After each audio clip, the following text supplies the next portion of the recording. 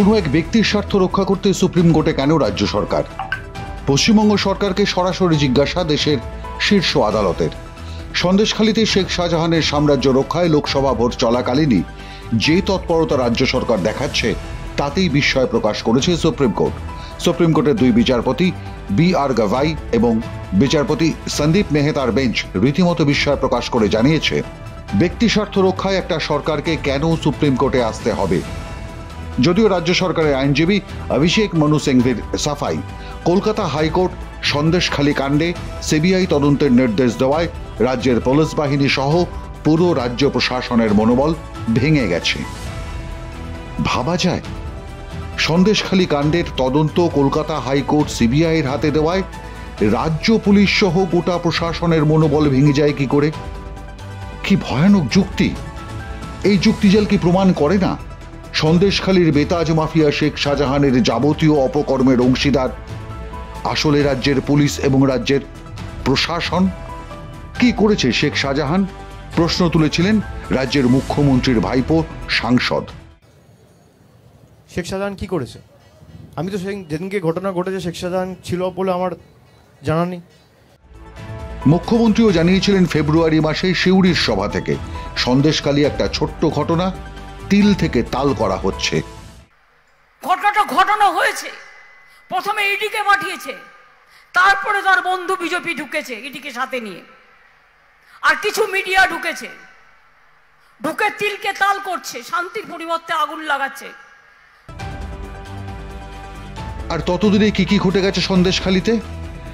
পলাতক শাহজাহান, পথে নেমেছেন সন্দেশখালীর মহিলারা, সামনে আসছে সেখানকার মেয়ে বউদের ওপর অত্যাচারের কাহিনী, জমি দখল, চাষের জমিতে ভেড়ির নোনা জল ঢুকিয়ে দেওয়া, সামন্ত প্রভুদের স্টাইলে জমি দখল করে সেখানে মুরগি ফার্ম বা মেছো ঘেরি তৈরি করবার শাহজাহান বাহিনীর নানাবিধ অপকর্ম, যেখানে গ্রামের মানুষদের খাটিয়ে নেওয়া হতো বিনা পারিশ্রমিকে, প্রতিবাদ করতে গেলে বিচার না পাওয়া, পুলিশ, থানা, পঞ্চায়েত সবকিছুর ওপর শেখ শাহজাহানের দখলদারি। এরই প্রতিবাদে রাজ্য সরকার এবং রাজ্যের পুলিশ ও প্রশাসনের বিরুদ্ধে ফুঁসে উঠেছিলেন সন্দেশখালীর মহিলা বাহিনী। হাতের কাছে যে যা পেয়েছিলেন তাই নিয়েই নেমেছিলেন পথে। আর সেই প্রতিবাদ প্রতিরোধের কাছে শেষ পর্যন্ত মাথা নোয়াতে বাধ্য হয়েছিল রাজ্য পুলিশের ডিজিপি থেকে এসডিপিওকেও। নারী শক্তি জাগরণের নতুন এক অধ্যায় দেখেছিল বাংলা। আর তারপরই গ্রেফতার হয় শেখ শাহজাহান। সন্দেশখালীর মুখ বন্ধ করতে এরপর প্রকল্পের পসরা সাজিয়ে বসেন রাজ্য সরকার, পাঠানো হয় দুই মন্ত্রীকে। কিন্তু ক্রমাগত সামনে আসতে থাকে শাহজাহান বাহিনীর যাবতীয় কুকীর্তির কাহিনী। এরপরই কলকাতা হাইকোর্টের নির্দেশে সন্দেশখালী কাণ্ড হস্তান্তর করা হয় সিবিআইয়ের হাতে।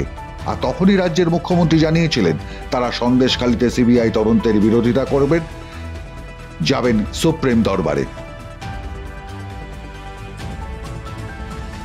ইডি আধিকারিকদের ওপর আক্রমণের ঘটনার পর 141 দিন কেটে যাওয়ার পর হদিশ মেলে শাহজাহানের অস্ত্রাগারের, যেখানে রয়েছে দেশি বিদেশি নানান আগ্নেয়াস্ত্র। ইতিমধ্যেই আদালতে সিবিআই জানিয়েছে রাজ্যের অন্তত তিনজন বড় মন্ত্রীর সঙ্গে ঘনিষ্ঠ যোগাযোগ এবং লেনদেনের সম্পর্ক ছিল শেখ শাহজাহানের।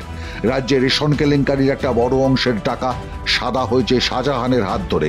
একের পর এক নতুনতর এবং ভয়ঙ্কর সব তথ্য উঠে আসছে শাহজাহানের পরিবার এবং তার নেটওয়ার্ক সম্পর্কে।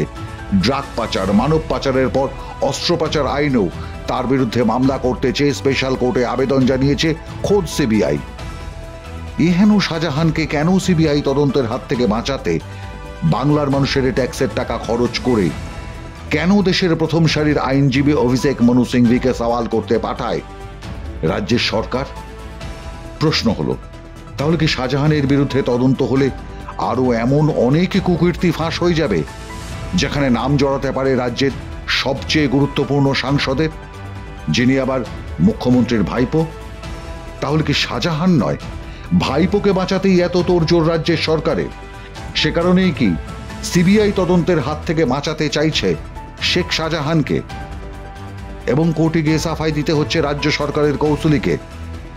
কলকাতা হাইকোর্ট সন্দেশখালী কাণ্ডে সিবিআই তদন্তের নির্দেশ দেওয়ায় রাজ্যের পুলিশ বাহিনী সহ পুরো রাজ্য প্রশাসনের মনোবল ভেঙে গেছে। সন্দেশখালী অবশ্য প্রশ্ন তুলছে বাংলার পুলিশ প্রশাসনের মনোবলের আর কি কিছু বাকি আছে এই 13 বছরে? মাধ্যম ব্যুরো রিপোর্ট।